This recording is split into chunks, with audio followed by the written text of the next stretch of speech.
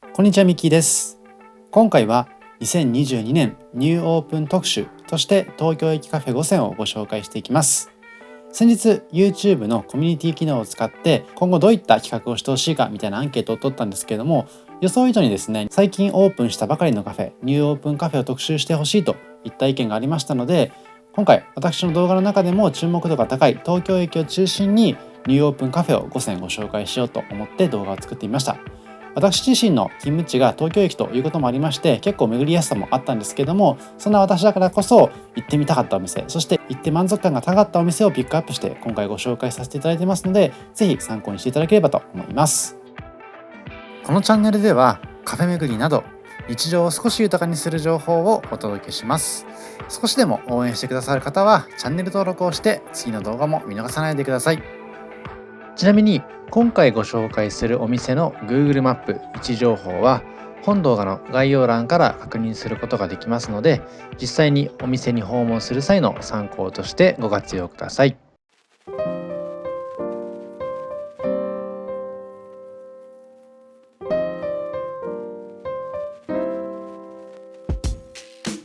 まずご紹介しますのは2022年の3月にオープンしたばかりのワールドブレックファストオールデイの銀座店でございます。こちら以前に吉祥寺特集で1回ご紹介してるんですけども、国内では3店舗目となるお店でございます。朝ごはんを通して世界を知るをコンセプトに世界各地の朝ごはんを紹介しているカフェレストランでございまして、旅先でふらりと立ち寄った時のような異国情緒漂う雰囲気の中で東京にいながら海外の旅気分を味わえるというところがおすすめのポイントになっています。席の数はそんなに多くないので、もしかすると並んでしまうこともあるかと思うんですけども、ぜひ足を運んでいただきたいようなお店になっているので、今回の動画を参考にしていただきたいというところでございます。私自身はこちらのお店がオープンしてからすぐにかかったので、3月に特集していた国でありますクロアチアの朝ごはんをいただいたんですけども、2ヶ月ごとに特集メニューが変わりますので、ぜひ事前にホームページや SNS 等を確認していただいて、皆さんが訪れる月はどこの国の特集かというところを確認していただいた上で楽しんでいただくと2倍3倍楽しめるかなと思っています。特集メニューの他にもイギリス、アメリカ、台湾の朝ごはんにつきましては常時用意していただいてますので、そのあたりはいつ訪れても楽しめることができるところもポイントになっています。こんな感じでその月に特集されている国のご紹介なんかは手元のチラシで確認していただくことができますので、こういったところも料理ができてくるまでの待ち時間として楽しめるポイントになってますし、こういったところをきっかけに今後の海外旅行の参考にしていただくというところもありかなと思っています。友達との会話なんかもすごい弾みそうですよね。そしてこちらはこの日にいただきましたトルココーヒーでございまして、こちらもクロアチア特集の一環で提供されていたものになっています。トルココーヒーは実はこのカップの底の方に豆が沈んだまま提供されていまして、この上澄みのみを飲んで楽しんでいただけるようなドリンクになっています。こちらのトルココーヒーなんですけども、香りも口当たりも焦がし砂糖のような甘みを感じる不思議な味わいになってましたので、もし別のお店等々でトルココーヒーを試す機会があったら楽しんでいただきたいというところでございます。この日はこちらのクロアチアの朝ごはんいただいたんですけども、今手前に映していました小麦粉を練った皮にチーズを包んだパイのような家庭料理シュトゥルクリというものをいただいたのと、あとはひき肉のグリル料理であるチェジャプチチというものですとか、赤いパプリカとナスやニンニクで作るペーストアイバルというものですとか、アスパラガスが入ったオムレツフリタヤ、トウモロコシの粉で作るおかゆのようなポレンタというものを合わせたワンプレートになっていました。こんな感じでクロアチアの朝ごはん以外にもその季節ごとの朝ごはんでは複数のメニューをワンプレートで提供していただきますので、その国を満足感たっぷりに味わうことができるかなと思っています。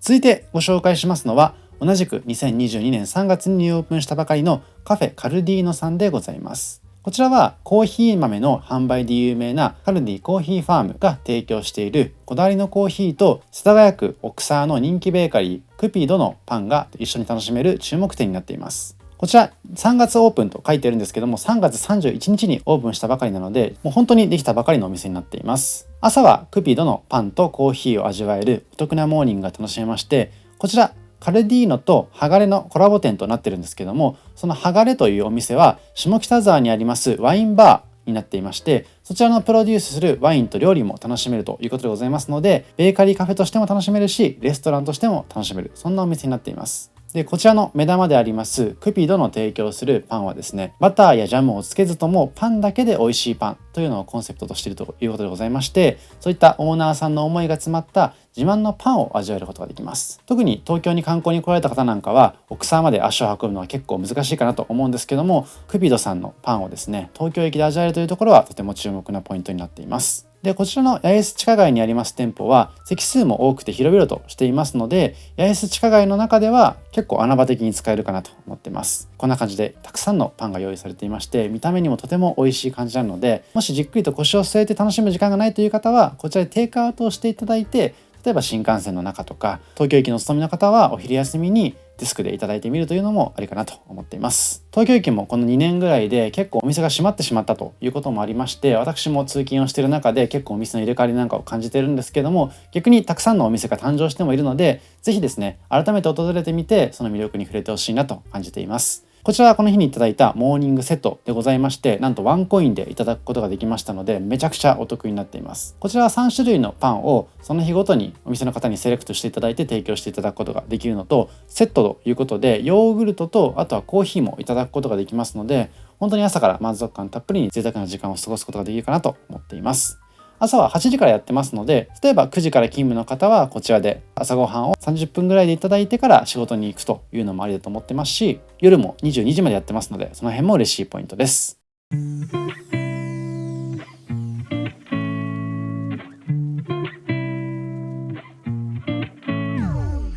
続いては大手森という大手町の施設からフラッシュコーヒー大手森をご紹介していきます。こちらの店は2022年の3月にオープンしたばかりのお店なんですけれども、ゴールデンウィークに公開しました表参道原宿編でのフラッシュコーヒーさんの国内2店舗目のお店になっています。こちらもこの黄色を基調としたブランドカラーの外観のインパクトがとても大きいお店になってるんですけども、こちらの店舗でも専用アプリを使ったモバイルオーダーが可能なグラブ&ゴースタイルが魅力の一つになっています。こちらのお店の専用アプリを登録していただくことで30日間は最大 50% の割引ができるキャンペーンも実施中とのことでございますので、ぜひ早いうちに試していただいて、今だからこそこちらのコーヒー店のメニューをじっくりと楽しんでほしいなと思っています。こちらのフラッシュコーヒーさんはシンガポールをはじめインドネシア、タイ、台湾、香港、韓国を中心に200店舗以上を展開して急速に拡大しているということでございますので、アジアでは注目のコーヒーチェーン店になっています。コーヒーメニューはラテアート世界チャンピオンの監修のもと 100% アラビカ種の上質な豆で提供してくれていますので、その辺はコーヒー好きな方必見のお店だというところでございます。この日はラテの L サイズとココアバタークッキーをいただいてみました。オープンしたてだったということもありまして、おまけのクッキーも一ついただいているというところでございます。この日は仕事の休憩の時間があまり多く取れなかったので、これだけで昼ご飯を済ませてしまったんですけども、これだけ大きいサイズのラテをいただけますと、まさにスターバックスのコーヒーに飽きてきたなという方でもおすすめできるようなコーヒーになってますので、ぜひこの機会に試してほしいなと思ってます。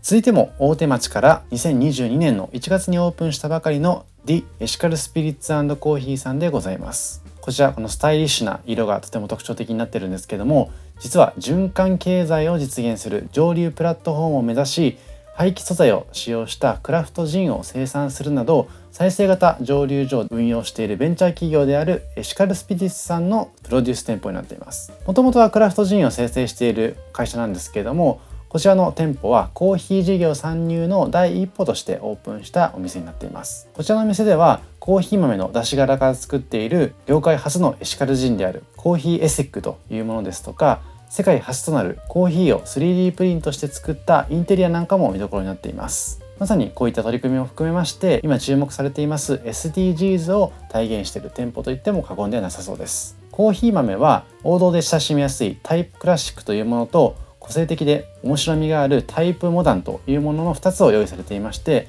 豆の仕入れ提供については以前に吉祥寺編でご紹介しているライトアップコーヒーの監修だということでございますので、コーヒー自体もとても本格的な味わいを楽しめるかなと思っています。さらにこちらの店ではそういったこだわりのコーヒー豆を購入もできまして、そのコーヒー豆の容器は持ち込むことで容器代の割引が効くということでございますので、その辺も環境に配慮した取り組みになっているかなと思っています。この日はこちらのエスプレッソトニックとキャラメルサンドをいただいてみました。エスプレッソトニックはコーヒーの香りが浅いの印象でありながら、トニックとの味わいの組み合わせによってレモンのような酸味の加わった大人の味わいコーヒーになっていました。さらにこちらのキャラメルサンドはキャラメルの飴感がですね、しっかりと感じられて、ここでしか味わえないような食感でした。こちらのお店のパッケージとてもおしゃれなので、ぜひお土産にもご活用ください。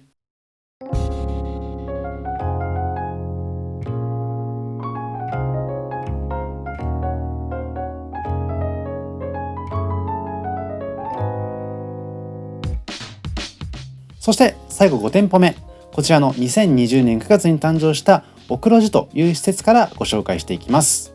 こちらのおくろじという施設は建築家である吉田雄一さんが設計したおしゃれ空間になっていまして、明治生まれの瓦礫アーチを生かした深いこだわりが集う300メートルの高架下空間だということでございまして、非常におしゃれな空間になっています。日比谷の奥に潜む通な大人の通り道として誕生したスポットになっていまして、東京駅に来られた方なんかは結構居酒屋さんどこに行こうかなとか、レストランどこに行こうかな、カフェどこに行こうかなと迷われる方も多いと思いますし、いざ入ってみるとなかなか入れないという空間があるかと思うんですけども、実は日比谷側に少し歩いていただきますと、こういったおくろじというおしゃれな空間がありますので、ぜひこの動画を参考にしていただいて、今回ご紹介するお店以外にも訪れてほしいなと思っています。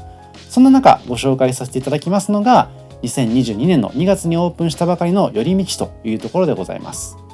こちらの店ではカフェタイムにはこだわりのプリン、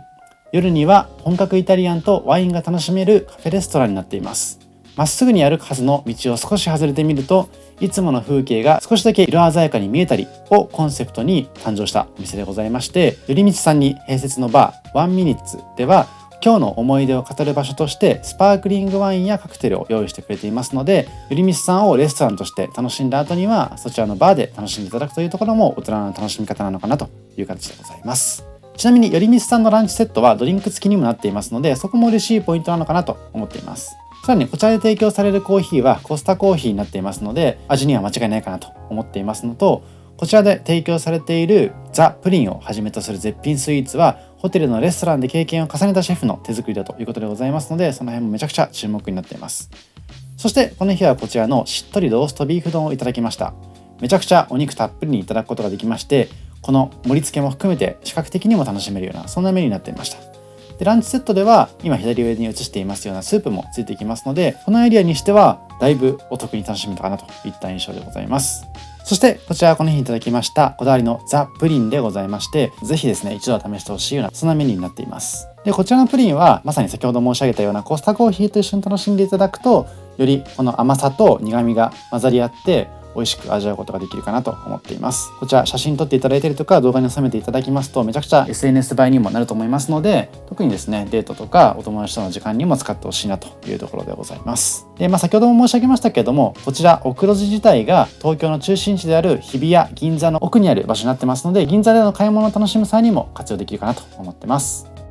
以上、今回は東京駅カフェ5選として2022年にオープンしたばかりのお店を5つセレクトしてご紹介させていただきました。動画の途中でも申し上げたんですけれども、東京駅はこの約2年間の自粛期間を経まして新しく生まれ変わった場所がたくさんありますので、以前に東京駅に来たことがある方こそ楽しめるような空間になっているかなと思っています。もちろん感染症対策なんかもバッチリとされていますので、安心して楽しむことができるかと思いますし、東京に観光に来られる方なんかは結構写真や動画を撮るのにも少しためらってしまうような方もいるかと思うんですけども、私が紹介している動画はいずれもお店の方に確認させていただいて撮らせていただいてますので、その辺も安心して思い出に収めることができるかなと思っています。以上、ミッキーでした。ありがとうございました。